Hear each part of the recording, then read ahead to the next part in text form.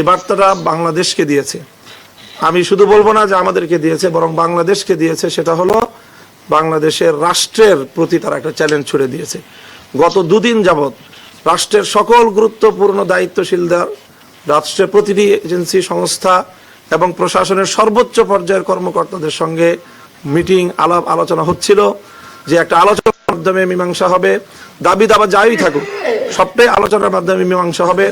এবং আজকে সকাল 11টা এবং 12টায় পূর্ব নির্ধারিত বৈঠকের ঘোষণা ছিল। স্বরাষ্ট্র উপদেষ্টা মহোদয়ের পক্ষ থেকে বৈঠকের আয়োজনও ছিল এবং সেই আয়োজনেই চূড়ান্ত হওয়ার কথা বৈঠকের মধ্যে।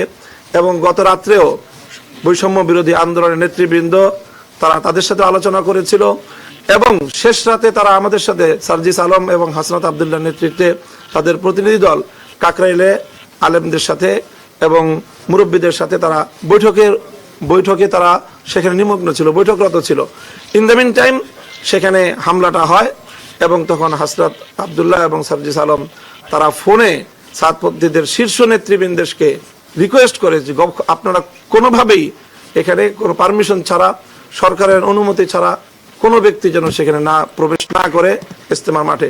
কিন্তু তাদের সবাইকে উপেক্ষা করে, সকল সিদ্ধান্তকে উপেক্ষা করে তারা এভাবে সন্ত্রাসী কায়দায় সেখানে প্রবেশ করে এরকম ঘুমন্ত মানুষদেরকে এভাবে হতাহত করে তারা বাংলাদেশের ব্যাপারে সারা পৃথিবীর সামনে যে মেসেজটা দিতে চাচ্ছে আজকে বাংলাদেশ বিরোধী শক্তি, আমাদের কাছে এটা স্পষ্ট যে তারা সেই শক্তিরই দোসর হিসেবে এখন ভূমিকা পালন করছে।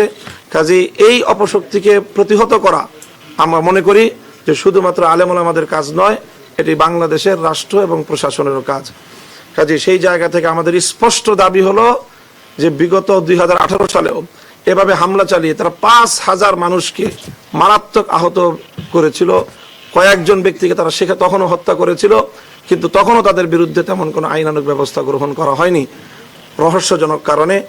আবারও তারা একই ঘটনা পুনরাবৃত্তি ঘটল। কাজে এই জন্য এই সাতপন্থীদেরকে একটি সন্ত্রাসী সংগঠন আখ্যায়িত করে তাদেরকে নিষিদ্ধের আমরা দাবি জানিয়েছি। কাজে আমরা আশা করি সেই বিষয়েও যথাযথ পদক্ষেপ গ্রহণ করা হবে। তারা শুধুমাত্র একটি বিবাদমান পক্ষই তারা নয়, বরং তারা এই ধরনের সন্ত্রাসী কার্যকলাপের মাধ্যমে নিজেদেরকে একটি সন্ত্রাসী গোষ্ঠী হিসেবে জাতির সামনে, বিশ্ব দরবারে তারা নিজেদের পরিচয় তুলে ধরেছে। কাজে সেই বিষয়ে যথাযথ পদক্ষেপ নেওয়া হবে, এটা আমরা আশা করছি। আমরা ইতিমধ্যে আমাদের এই উদ্ভূত পরিস্থিতিতে সারা বাংলাদেশ অগ্নিগর্ভ হয়ে আছে। প্রতিটি জেলায় জেলায়, প্রতিটি থানায় থানায় সকল ছাত্ররা তারা উত্তেজনার চরম পর্যায়ে রয়েছে। তাদের চারজন ভাই শহীদ হয়েছে, এখনো বেশ কয়েকজন নিখোঁজ রয়েছে, আর আহতের সংখ্যা তো অগণিত। এই পরিস্থিতিতে অগ্নিগর্ভ এই বাংলাদেশকে এবং সকল আমাদের অনুসারী যারা রয়েছে, ধর্মপ্রাণ মুসলমানদেরকে, ছাত্র জনতাকে শান্ত করার জন্য আমরা কর্মসূচি ঘোষণা করেছিলাম যে আগামীকাল দুপুরে টঙ্গী ইজতেমা ময়দান অভিমুখে দেশব্যাপী সারা দেশ থেকে লং মার্চ। ঊর্ধ্বতন কর্তৃপক্ষ আমাদেরকে অনুরোধ করেছেন আমরা যেন আমাদের যেহেতু অন্যান্য দাবিগুলো, সব দাবিগুলো তারা পূরণের আশ্বাস দিয়েছেন, ফলপ্রসূ আলোচনা হয়েছে, সেই প্রেক্ষিতে ওনারা আমাদের কাছে অনুরোধ করেছেন আমরা যেন আমাদের এই আগামীকালের লং মার্চের কর্মসূচি প্রত্যাহার করি। তো আমরা এখান থেকে এখনই এটা চূড়ান্ত ঘোষণা দিতে পারছি না, যেহেতু আমাদের কাকরাইল মসজিদে ওলামা সম্মেলন অনুষ্ঠিত হচ্ছে, তারা আমাদের জন্য অপেক্ষমান। আমরা বৈঠকের ফলাফল নিয়ে সেখানে গিয়ে তাদের সাথে আলোচনা করব এবং আলোচনা করে আমরা আগামীকালকে কর্মসূচির ব্যাপারে চূড়ান্ত ঘোষণা আমরা দিব।